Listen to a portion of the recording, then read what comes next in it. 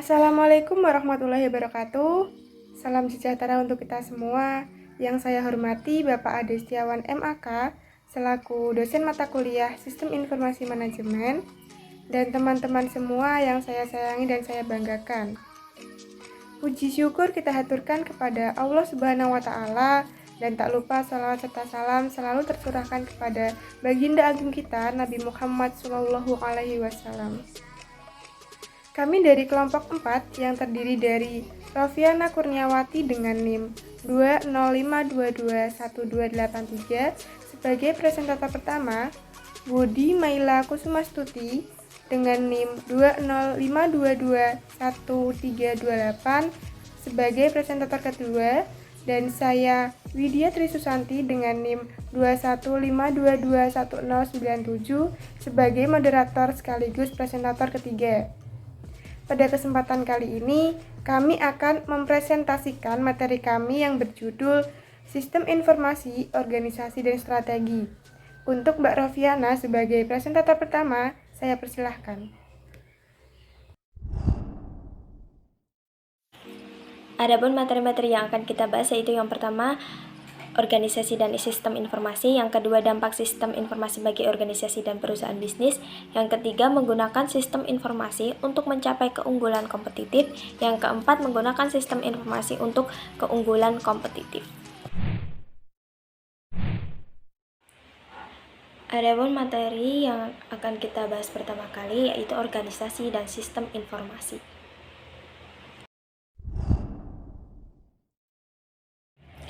Pengertian dari organisasi adalah struktur sosial formal, stabil yang mengambil sumber daya dari lingkungan dan memprosesnya untuk menciptakan sebuah hasil. Organisasi dan sistem informasi memiliki keterkaitan yaitu saling mempengaruhi satu sama lain. Sistem informasi dibangun oleh manajer untuk melayani kepentingan dari sebuah perusahaan.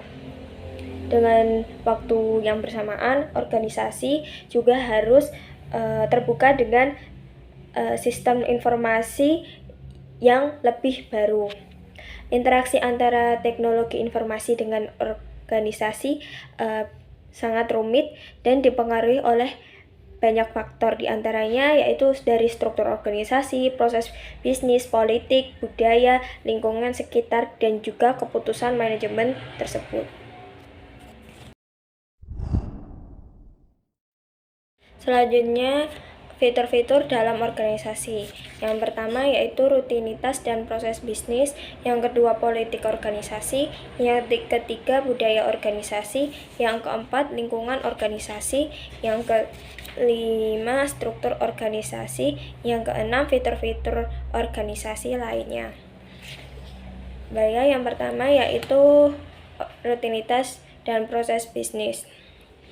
Rutinitas seringkali disebut sebagai proses operasi standar atau Standard Operation Procedure atau lebih disingkat SOP, yaitu yang memiliki pengertian peraturan yang tepat dan praktis yang telah dikembangkan agar sesuai dengan semua situasi yang diharapkan oleh sebuah organisasi atau perusahaan. Kemudian yang kedua yaitu politik organisasi. Dengan adanya politik organisasi biasanya terjadi karena adanya perbedaan, yaitu seperti masalah yang terjadi oleh para karyawan dan manajer yang menyebabkan perjuangan politis untuk mengenai sumber daya, persaingan, dan konflik yang terdapat dalam setiap organisasi. Penolakan ini jadi salah satu kesulitan besar dalam melakukan perubahan organisasi, terutama dalam pengembangan sistem informasi baru. Hakikatnya, investasi dalam jumlah besar di bidang sistem informasi yang dilakukan oleh sebuah perusahaan akan menghasilkan perubahan yang signifikan di bidang strategi, tujuan bisnis, proses bisnis, dan prosedur yang dapat berubah menjadi kejadian-kejadian yang memiliki beban politis. Kemudian yang ketiga yaitu budaya organisasi. Budaya organisasi memiliki asumsi-asumsi seperti produk apa yang akan diproduksi, kemudian bagaimana cara memproduksinya, untuk siapa produk itu dibuat, dan juga di mana produk itu akan diproduksi. Kemudian yang keempat yaitu lingkungan organisasi. Organisasi dan lingkungan memiliki hubungan timbal balik. Organisasi terbuka serta bergantung pada kondisi sosial dan lingkungan di sekitarnya. Tanpa sumber daya finansial dan tenaga kerja, organisasi tidak akan pernah ada orang-orang yang bekerja secara konsisten untuk mendapatkan gaji atau memperoleh pendapatan dari pelanggan atau customer. Kemudian struktur organisasi. Di setiap organisasi pasti memiliki struktur atau bentuk.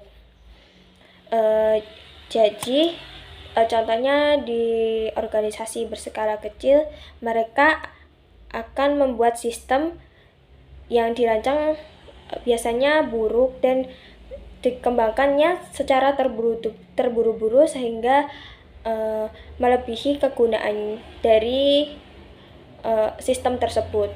Kemudian di perusahaan besar pasti memiliki banyak divisi. Dari divisi-divisi tersebut memiliki sistem informasi di setiap cabangnya. Jadi sistem informasi itu dikumpulkan dari setiap divisi-divisi yang ada di sebuah perusahaan tersebut.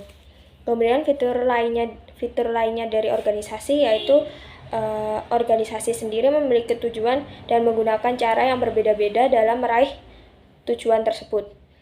Beberapa organisasi memiliki tujuan yang bersifat memaksa, kemudian memiliki tujuan yang berasaskan manfaat, sisanya memiliki tujuan yang bersifat normatif atau mengatur. Organisasi melayani kelompok yang berbeda-beda atau memiliki pemegang kepentingan yang berbeda-beda pula. Beberapa di antaranya bertujuan untuk menguntungkan para anggotanya, sedangkan yang lainnya bertujuan untuk menguntungkan klien, pemegang saham, ataupun masyarakat.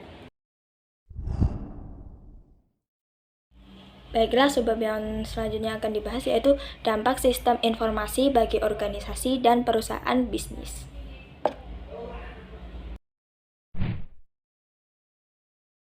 Kemudian yang selanjutnya yaitu dampak sistem informasi bagi organisasi dan perusahaan bisnis. Yang pertama dari dampak ekonomi yaitu teknologi informasi mengubah biaya modal dan biaya informasi yang bersifat relatif atau tidak langsung atau bergantung pada kondisi tertentu. Ketika biaya teknologi informasi menurun, maka ia akan digantikan dengan tenaga kerja manusia yang secara historis selalu meningkat seiring waktu. Oleh sebab itu, teknologi informasi akan menghasilkan penurunan jumlah manajer tingkat menengah dan pekerjaan yang berkaitan dengan administrasi ketika menggantikan perannya sebagai sumber daya tenaga kerja. Yang kedua yaitu teknologi informasi juga mempengaruhi biaya dan kualitas informasi serta mengubah nilai ekonomi suatu informasi. Teknologi informasi membantu perusahaan dalam mendapatkan kontrak dengan nilai yang pantas. Karena teknologi informasi dapat menekan biaya transaksi, biaya tersebut dikarenakan ketika perusahaan membeli sesuatu di pasaran yang tidak dapat dihasilkannya. Yang ketiga, teknologi informasi juga dapat mempengaruhi biaya internal manajemen. Dengan teori keagenan atau agensi teori, organisasi lebih dipandang sebagai penghubung kontrak di antara individu-individu yang memiliki kepentingan ketimbang sebagai kesatuan lembaga yang bertujuan untuk mengoptimalisasi keuntungan. Kemudian dampak bagi struktur dan perilaku organisasi yaitu informasi teknologi dapat meratakan hierarki dalam suatu perusahaan dengan memperluas efisiensi informasi guna memberdayakan karyawan di level bawah dan meningkatkan efisiensi manajemen. Kemudian mendukung teori post-industrial. Teori post-industrial yaitu lebih berdasarkan dengan sejarah ketimbang ekonomi. Mereka juga mendukung gagasan bahwa teknologi informasi seharusnya meratakan hierarki. Dalam masyarakat pasca era industri, peningkatan wewenang bergantung pada pengetahuan dan kompetensi, bukan hanya berdasarkan pada posisi formal saja.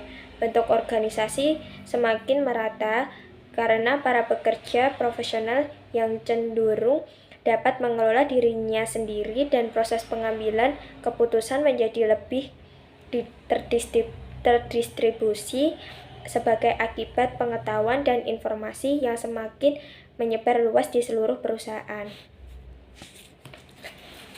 Kemudian yang selanjutnya yaitu memahami penolakan organisasi terhadap perubahan. Ada beberapa cara dalam memvisualisasikan penolakan organisasi. Penelitian mengenai penolakan organisasi terhadap inovasi menunjukkan ada 4 faktor yang penting, yaitu dari sifat dari inovasi teknologi tersebut, kemudian struktur organisasi tersebut, dan juga budaya orang-orang yang di dalam organisasi tersebut, dan pekerjaan-pekerjaan yang terkena dampak dari inovasi tersebut. Karena penolakan dari organisasi begitu kuat, banyak investasi di bidang teknologi informasi menjadi sia-sia dan tidak meningkatkan produktivitas.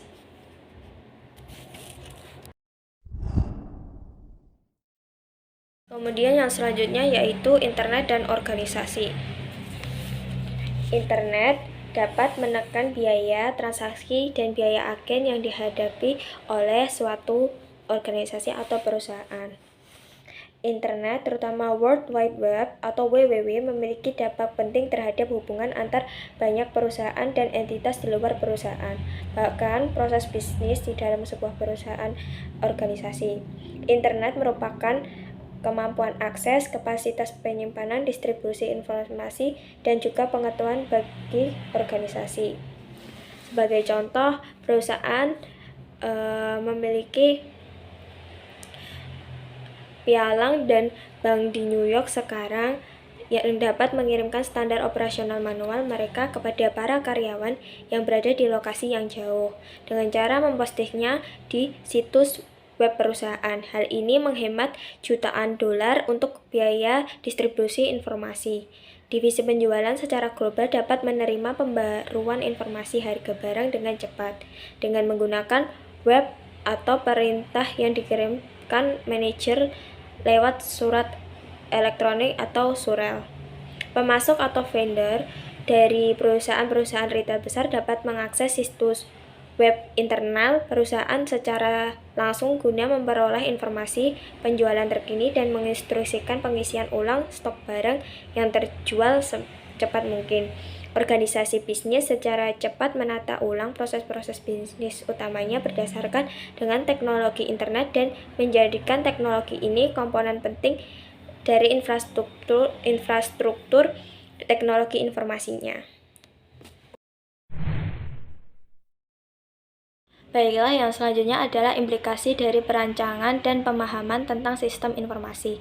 Lingkungan organisasi tersebut harus berfungsi yang pertama. Yang kedua, struktur organisasi, hierarki, spesialisasi, rutinitas, dan proses bisnis.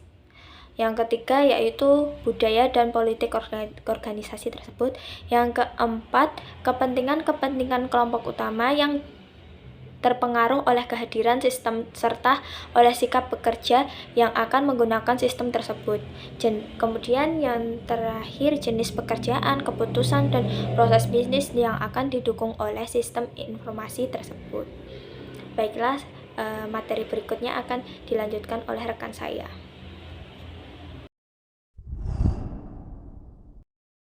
Kemudian, subbab selanjutnya adalah menggunakan sistem informasi untuk mencapai keunggulan kompetitif. Yang selanjutnya adalah sebelum kita masuk ke model daya kompetitif, jadi menggunakan sistem informasi untuk mencapai keunggulan kompetitif. sebelum kita masuk kepada model, teman-teman harus tahu dulu apa sih kompetitif gitu. Jadi kompetitif itu merupakan suatu sikap suatu sikap dalam hati yang sifatnya itu untuk mengungguli orang lain, atau biasanya kompetitif, mungkin kompetitif dalam belajar, kompetitif dalam perkuliahan, dan kompetitif mungkin kompetitif dalam bekerja dan lain sebagainya. Nah, dalam kompetitif itu terbagi menjadi beberapa ya. Yang pertama itu ada model daya kompetitif menurut Michelle Porter. Jadi, metode yang paling umum digunakan dalam memahami keunggulan kompetitif suatu perusahaan itu menggunakan model daya kompetitif. Dalam model ini itu menyajikan gambaran umum tentang suatu perusahaan, di mana perusahaan ini itu pesaingnya serta lingkungan di sekitar perusahaan tersebut.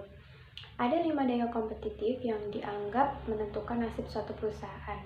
Apa saja 5 daya kompetitif itu?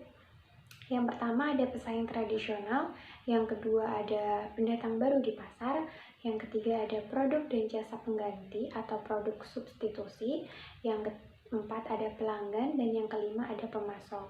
Kita akan kupas satu persatu dari 5 daya kompetitif tersebut. Yang dimaksud dengan pesaing tradisional itu merupakan setiap perusahaan itu berbagi pangsa pasar dengan pesaing lainnya gitu, sehingga perusahaan itu akan merancang cara baru yang lebih efisien dalam memproduksi, memperkenalkan hasil produksinya dan layanannya juga gitu, agar menarik sistem dan minat konsumen agar membeli barang-barang di suatu perusahaan tersebut. Kemudian selain memperkenalkan juga mengembangkan mereknya gitu agar lebih terkenal lagi. Kemudian mewajibkan biaya peralihan bagi konsumen sehingga nantinya akan menjadi suatu produk yang terdapat biaya tambahan atau prosedur yang rumit. Kemudian yang kedua itu ada pendatang baru di pasar. Mungkin teman-teman udah nggak asing lagi yang namanya pendatang baru di pasar gitu. Biasanya pendatang baru di pasar ini itu lebih seperti suatu usaha produk yang baru gitu. Nah, pendatang baru di pasar ini dimaksudkan dalam suatu sistem ekonomi dengan tenaga kerja dan sumber daya finansial yang selalu berpindah-pindah sehingga perusahaan-perusahaan baru itu selalu masuk ke pasaran. Sebagai contoh misalnya, cukup mudah untuk memulai suatu bisnis pizza yang besar. Namun, suatu bisnis pizza yang besar itu tidak dapat masuk begitu saja pada suatu bisnis komputer. Nah, suatu bisnis komputer itu memiliki biaya modal yang sangat tinggi gitu, serta memerlukan keahlian dan pengetahuan yang mendalam di bidangnya, yang sangat sulit diperoleh bagi kaum-kaum yang belum memahami dengan perusahaan-perusahaan komputer gitu. Yang ketiga itu ada produk dan jasa pengganti atau produk substitusi. Hampir di setiap industri muncul produk-produk pengganti atau substitusi apabila harga produk yang ditawarkan itu dianggap konsumen terlalu mahal gitu, sehingga produk pengganti ini selalu berganti sepanjang masa gitu. Misalnya ada etanol itu dapat menggantikan gasolin untuk mobil, kemudian minyak sayur itu sebagai bahan bakar truk. Yang tidak asing lagi yaitu ada jasa telepon internet gitu, dapat menggantikan layanan telepon tradisional. Kemudian yang keempat ada pelanggan. Yang dimaksud dengan pelanggan itu adalah suatu konsumen yang mungkin sudah mempercayakan kepercayaannya kepada suatu perusahaan atau suatu usaha gitu, makanya disebut dengan pelanggan. Perusahaan yang menguntungkan itu bergantung erat dengan kemampuannya dengan menarik minat pelanggan, kemudian memelihara langganan yang sudah ada gitu, sambil merebut dari pesaingnya, serta menjual dengan harga yang tinggi. Sebagai contoh, dalam pasar buku pelajaran itu dalam pasar buku pelajaran di sekolah atau di internet itu siswa itu sebagai konsumen gitu, sehingga dapat menemukan banyak pemasok buku pelajaran sekolah lainnya. Dalam kasus ini, pelanggan atau siswa itu memiliki kekuatan yang besar terhadap perusahaan buku yang dipakai sebelumnya. Kemudian yang terakhir itu ada pemasok. Pemasok di sini itu adalah kekuatan pasar yang dimiliki sangat berdampak signifikan kepada keuntungan perusahaan. Perusahaan itu tidak bisa menaikkan harga secepat yang bisa dilakukan pemasok. Gitu. Semakin beragam pemasok yang dimiliki suatu perusahaan, maka akan semakin besar juga kendalinya terhadap harga, kualitas, dan jadwal pengiriman dari pemasok. Sebagai contoh, perusahaan pabrik komputer itu selalu memiliki banyak pemasok yang bersaing gitu. Komponen penting dalam suatu komputer itu adalah keyboard, hard drive, dan layar monitor. Itu merupakan 5 daya kompetitif yang dianggap menentukan nasib suatu perusahaan. Slide selanjutnya adalah strategi informasi terkait daya kompetitif. Kemudian, apa sih yang dilakukan perusahaan ketika berhadapan dengan seluruh tekanan persaingan? Nah, dan bagaimana perusahaan itu menggunakan sistem informasi dalam menanggulangi tekanan persaingan tersebut? Dan cara apa saja yang bisa dilakukan suatu perusahaan agar tetap kompetitif dalam suatu usaha gitu. Jadi ada strateginya. Lalu apa saja strateginya? Jadi strateginya itu ada 4. Yang pertama ada biaya kepemimpinan atau manajemen yang rendah. Yang kedua ada diferensial produk. Yang ketiga ada fokus pada ceruk pasar. Yang keempat itu memperkuat keakraban dengan pelanggan dan pemasok. Kita akan kupas satu persatu nih. Mulai dari biaya kepemimpinan atau manajemen yang rendah. Maksudnya bagaimana? Jadi dalam suatu biaya kepemimpinan atau manajemen yang rendah, perusahaan itu menggunakan sistem informasi untuk membuat produk dan jasa pada harga yang terlebih rendah dari pesaing lainnya dengan peningkatan kualitas dan pelayanan. Jadi, hal ini akan membuat pesaingnya mungkin akan mundur gitu. Jadi membuat manajemen atau harganya yang rendah tapi kualitas dan layanannya ditingkatkan lagi untuk menarik pelanggan. Nah, kemudian yang kedua itu ada diferensial produk gitu. Jadi diferensial produk itu menggunakan sistem informasi di mana dalam sistem informasi ini digunakan untuk membedakan produk dan mengadakan produk dan jasa baru. Nah, yang ketiga itu ada fokus pada ceruk pasar. Sebelum kita masuk, apa sih yang dimaksud dengan fokus dari ceruk pasar itu? Kita harus tahu dulu apa itu ceruk pasar gitu. Jadi ceruk pasar itu merupakan bagian dari kekuatan pasar yang ingin disasar oleh suatu produk gitu. Itu namanya dengan ceruk pasar. Lalu bagaimana sih artinya fokus pada ceruk pasar gitu? Jadi kita itu harus menggunakan sistem informasi yang digunakan untuk memungkinkan strategi yang fokus pada peluang-peluang besar yang spesialisasi. Sehingga hal itu akan fokus pada ceruk pasar. Kemudian yang keempat itu ada memperkuat keakraban dengan pelanggan dan pemasok. Maksudnya adalah suatu perusahaan itu harus memperkuat keakrabannya dengan pelanggan dan pemasok. Karena apa? Jika tidak punya pelanggan dan tidak punya pemasok, maka perusahaan bisa apa gitu? Perusahaan tidak akan bisa berbuat apa-apa. Karena suatu perusahaan yang berhasil itu akan ada kerjasama atau keakraban dengan baik dengan pelanggan dan pemasok. Begitu, itu tentang strategi informasi terkait daya kompetitif. Nah, slide selanjutnya itu membahas tentang dampak internet bagi keunggulan kompetitif. Selain model, strategi, itu ada dampak internet bagi keunggulan kompetitif. Nah, dampak kompetitifnya apa aja gitu ya. Jadi, dampak kompetitifnya itu ada 5. Yang pertama ada produk pengganti atau jasa. Yang kedua, kekuatan tawar-menawar pelanggan. Yang ketiga, kekuatan tawar-menawar pemasok. Yang keempat, ancaman pendatang baru. Dan yang kelima adalah posisi dan persaingan antara pesaing yang ada gitu.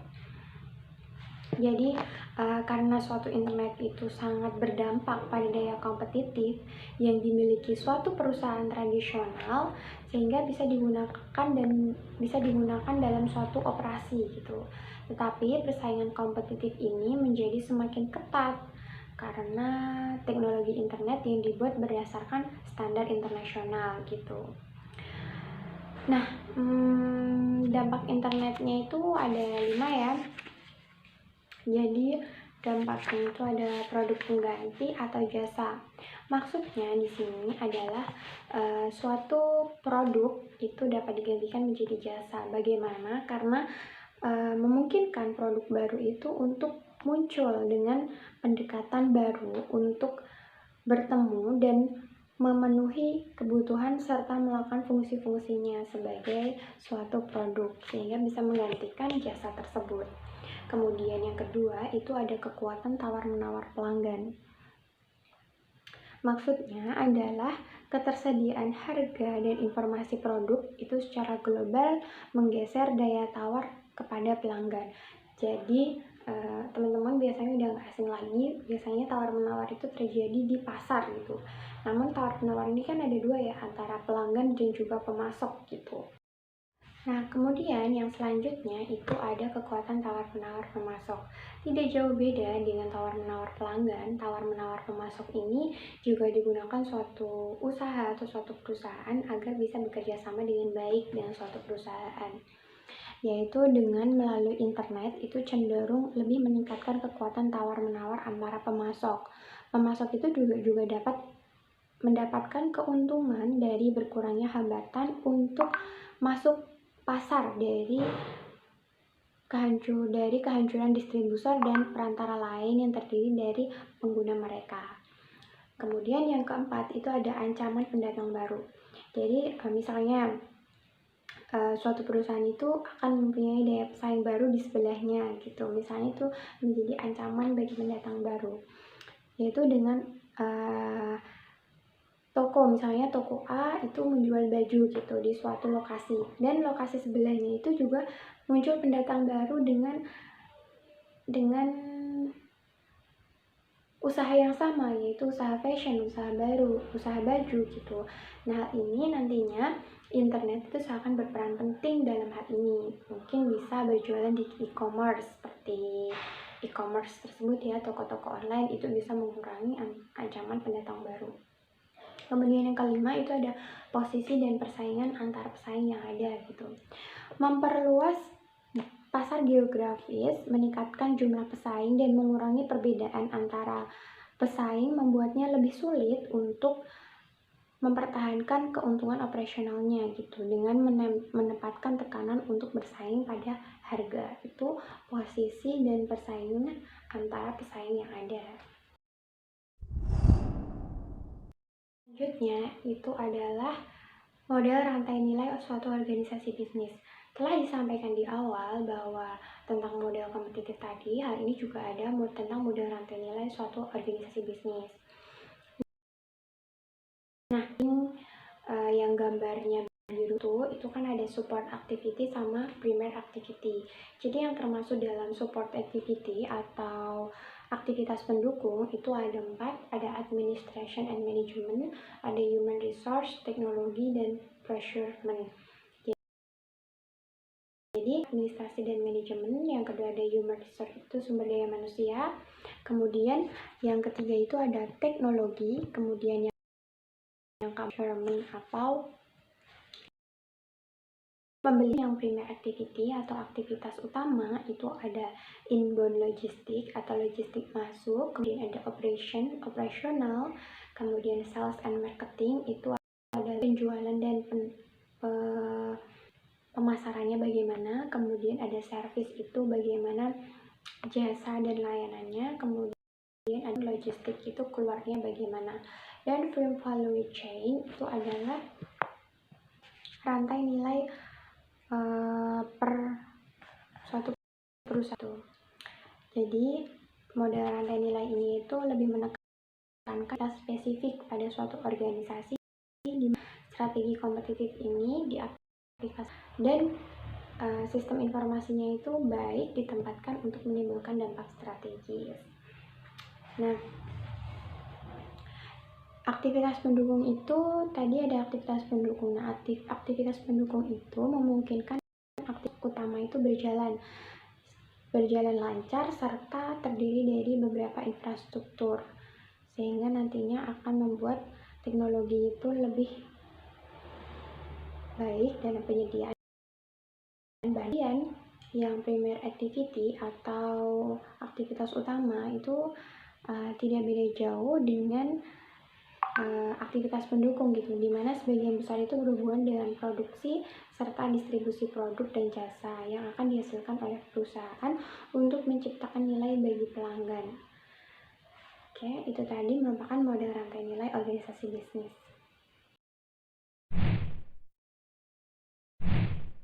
Nah, kemudian yang slide selanjutnya itu adalah penjelasan mengenai sinergi, kompetensi inti, dan strategi berbasis jaringan. Di mana sinergi ini merupakan suatu hasil di mana ketika hasil ini akan diberikan oleh suatu unit bisnis yang dapat digunakan sebagai masukan bagi unit bisnis lainnya gitu.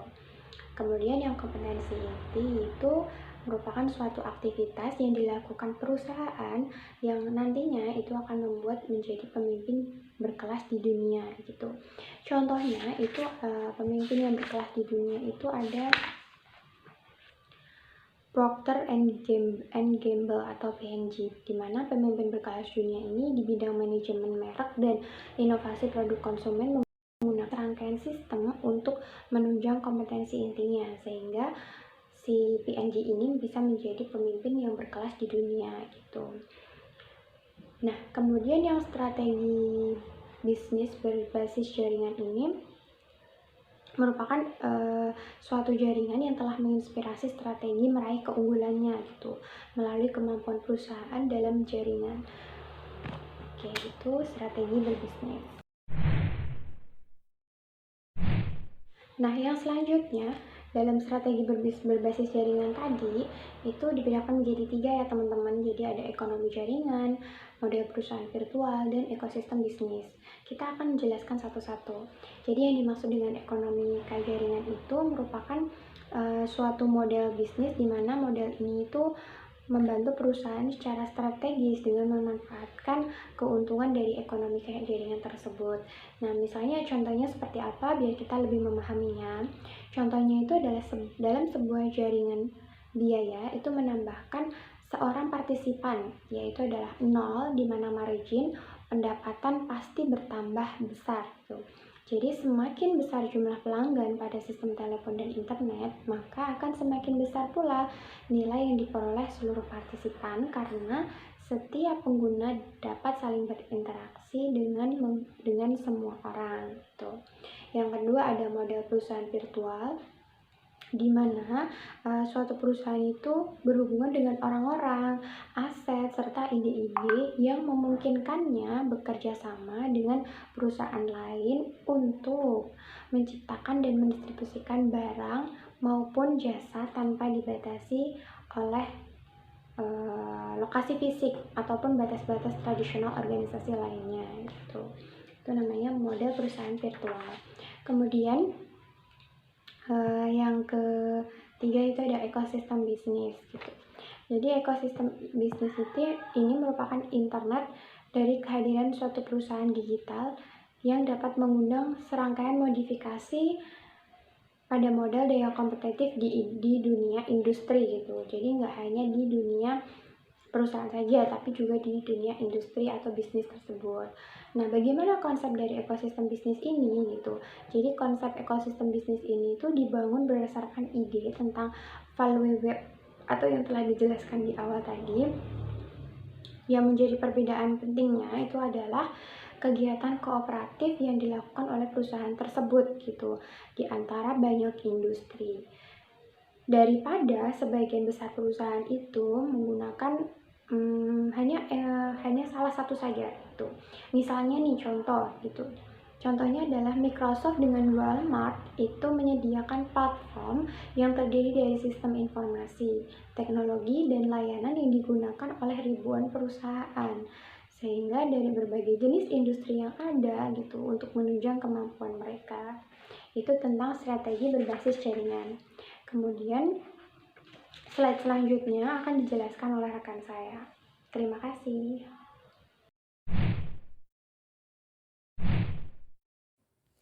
Baik, yang selanjutnya kita akan membahas mengenai menggunakan sistem informasi untuk mencapai keunggulan kompetitif atau permasalahan di bidang manajemen.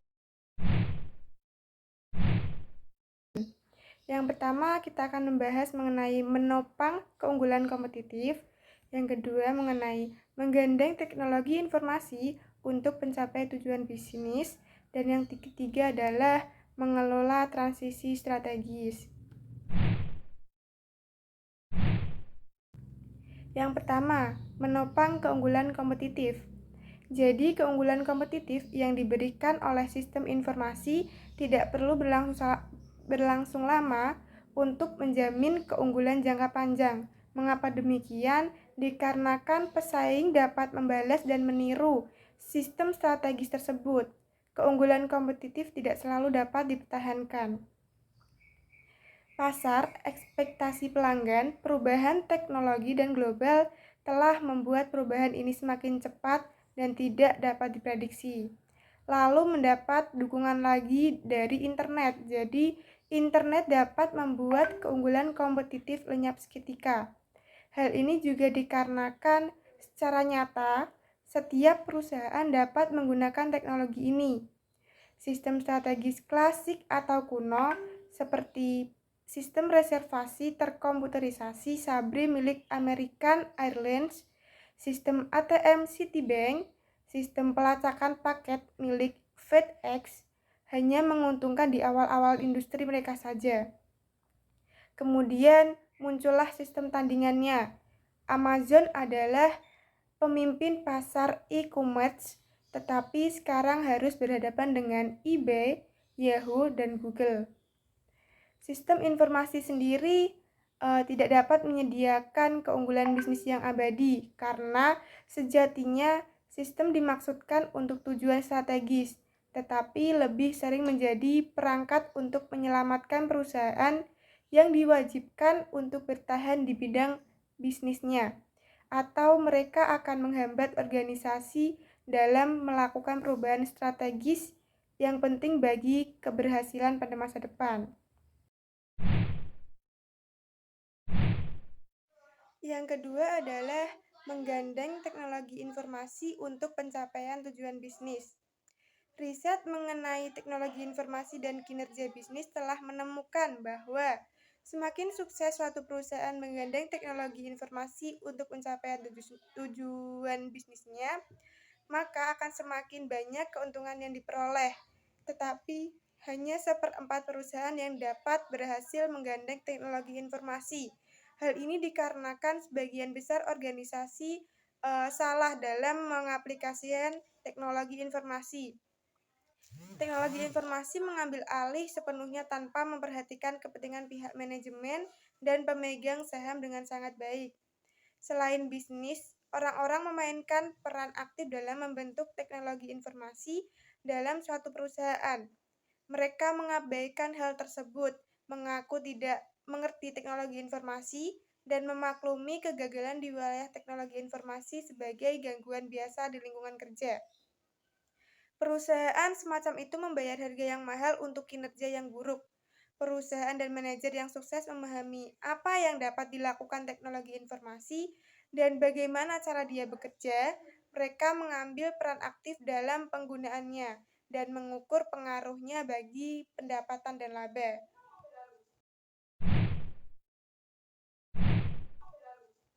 Selanjutnya mengenai daftar pemeriksaan manajemen, menjalankan analisis sistem strategis. Jadi, untuk menjalankan teknologi informasi dan bisnis secara selaras dan menggunakan sistem informasi secara efektif demi keunggulan kompetitif, manajer perlu melakukan analisis sistem strategis dengan menanyakan beberapa hal sebagai berikut. Contohnya yang pertama, bagaimana struktur industri di mana perusahaan tersebut berada? Contoh dari pertanyaan tersebut adalah, apa sajakah daya kompetitif pada tempat kerja dalam industri? Adakah pendatang baru dalam industri? Apa kekuasaan relatif selama harga dari pemasok, pelanggan, serta produk pengganti dan jasa? Apa yang menjadi dasar dalam kompetisi kualitas, harga, atau merek? Yang kedua, apa yang dimaksud bisnis, perusahaan, dan rantai nilai industri untuk perusahaan tertentu? Contoh dari pertanyaan tersebut adalah bagaimana perusahaan membuat nilai untuk pelanggan melalui harga yang lebih rendah dan biaya transaksi atau kualitas tinggi. Apakah ada tempat dalam rantai nilai di mana organisasi bisnis menciptakan nilai lebih tinggi bagi pelanggan dan keuntungan tambahan untuk perusahaan? Dan yang ketiga, haruskah kita menyelaraskan teknologi informasi dengan strategi bisnis dan tujuan kita? Pertanyaan yang mencakup hal tersebut adalah yang pertama, haruskah kita menyelaraskan dengan benar strategi bisnis dan tujuan kita? Yang kedua, apakah teknologi informasi meningkatkan proses dan aktivitas bisnis dengan tepat untuk mendorong strategi ini? Yang ketiga, apakah kita menggunakan metrik yang tepat untuk mengukur kemajuan menuju tujuan-tujuan tersebut?